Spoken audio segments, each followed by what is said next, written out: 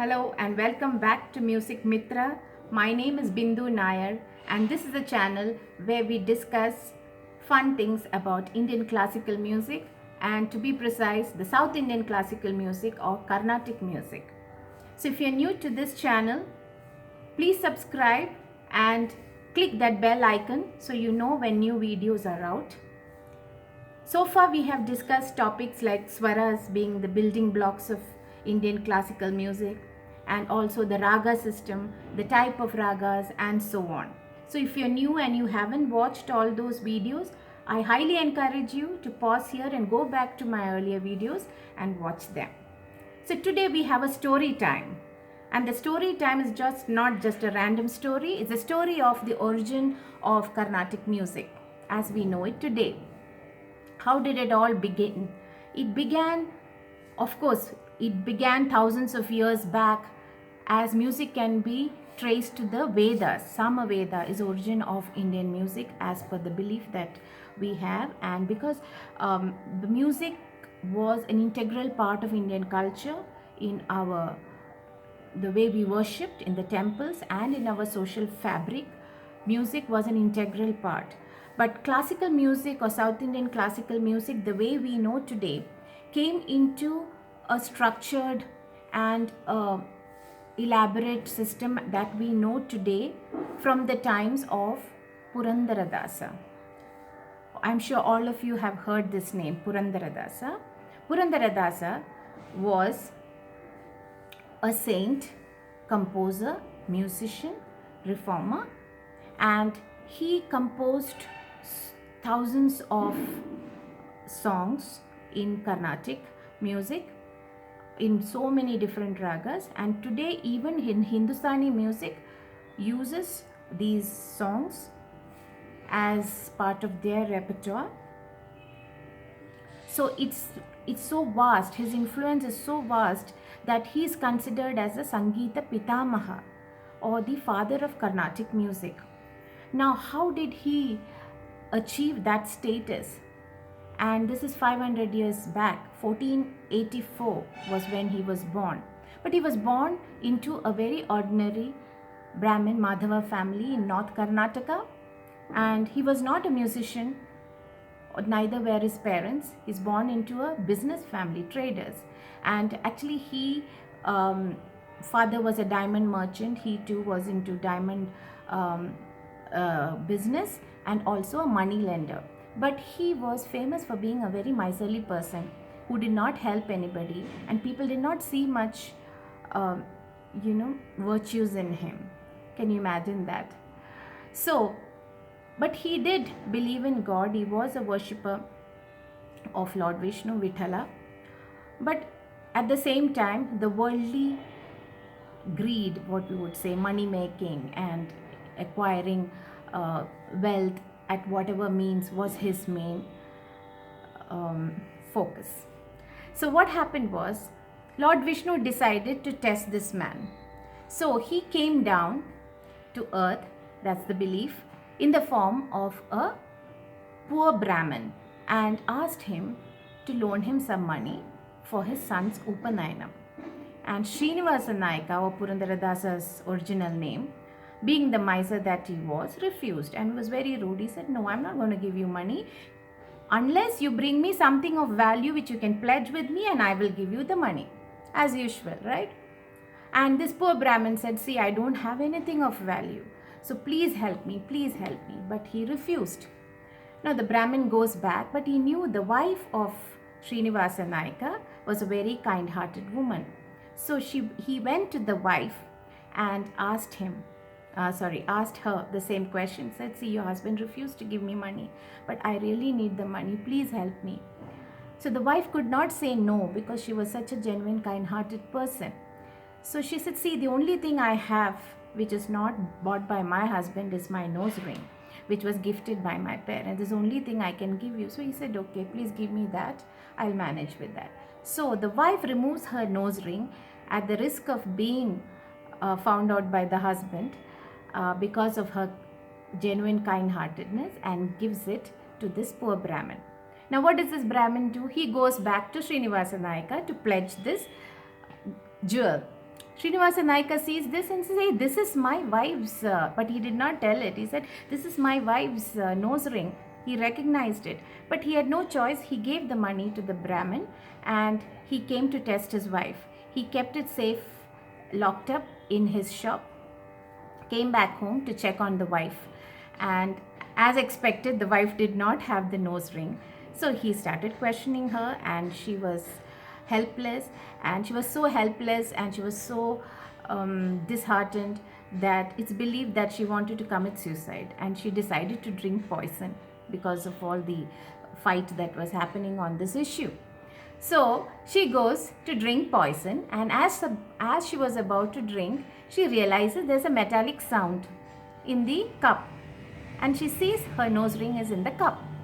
So she takes it out, and she knew that now she's saved as long as she can show it to the husband.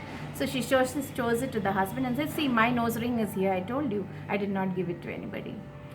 But Srinivasa Naika was shocked. He said, how can it be? So he runs back to his shop and opens the safe where he had kept it under lock and key, and he finds the nose ring missing from there.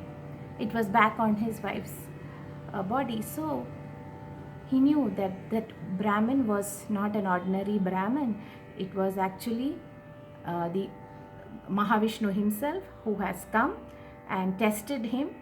So that incident changed his life, and he realized that all these worldly greed and possessions is not what is the ultimate purpose of life, and he decided to dedicate his life to Lord Vishnu, actually Vithala as he called his Lord, and he decided to become a saint. He gave up all his worldly belongings.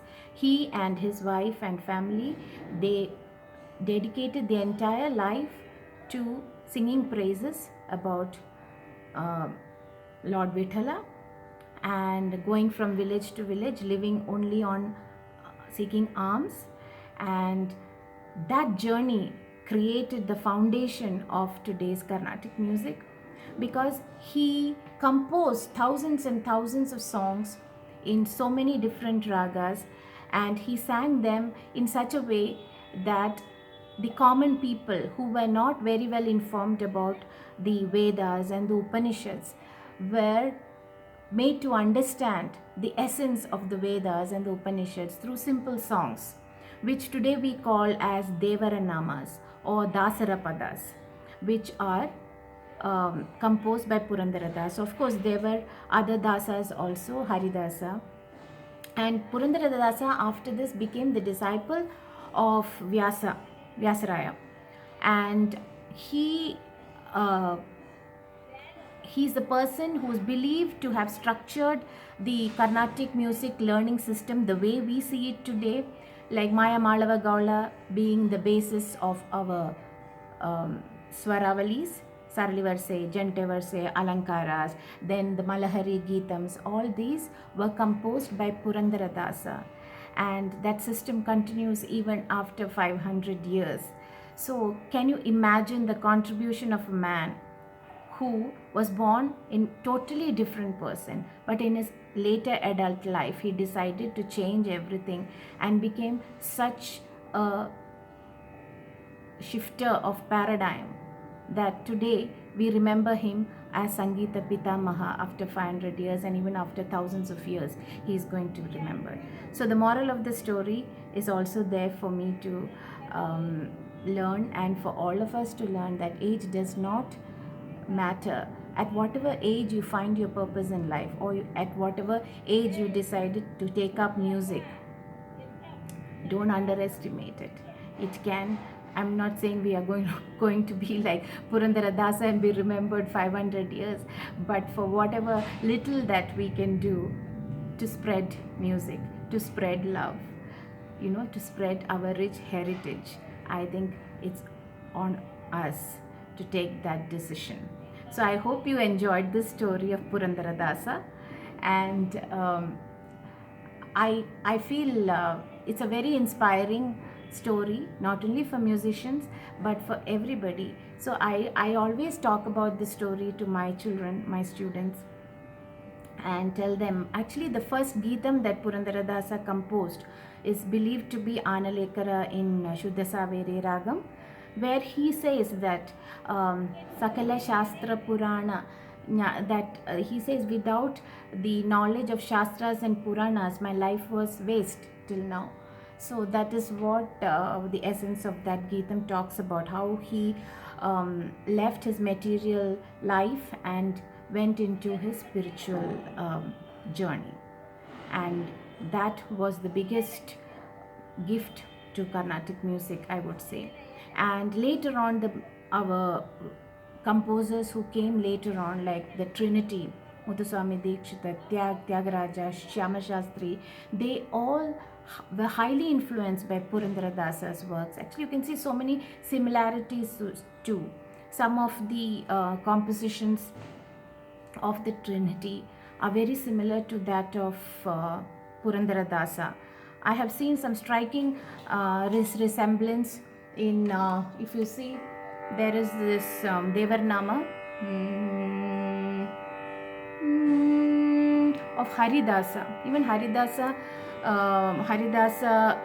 Parampara includes Purandaradasa, Kanakadasa. So all these people set the trend for later composers to come in, and they got so influenced that you can see the very similar type of usages. So I also want to talk about Kanakadasa here.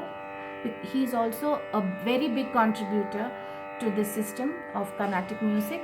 And while we are talking about the similarities between the Dasa Kirtanas and the Kritis of the Trinity, I want to give an example. I don't know whether you have found this. It's in Ragam Bauli.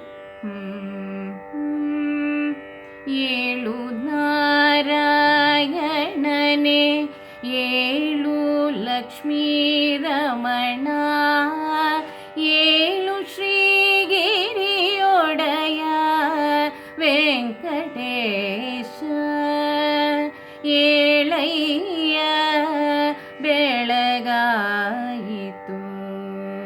This is a Kanakadasa Devarnama. Now there's a Tyagaraja composition.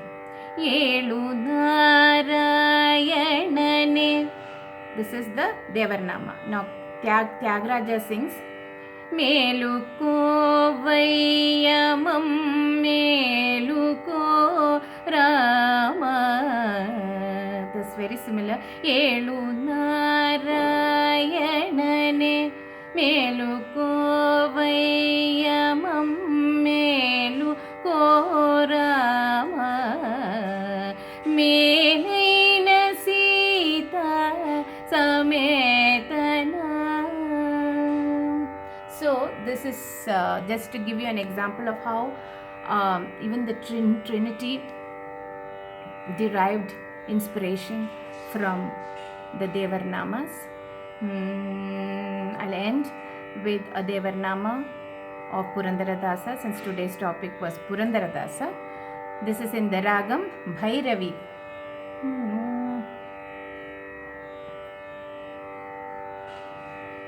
Odi Paraya Vaikunta Pati Ninna Noduve Manadaniya.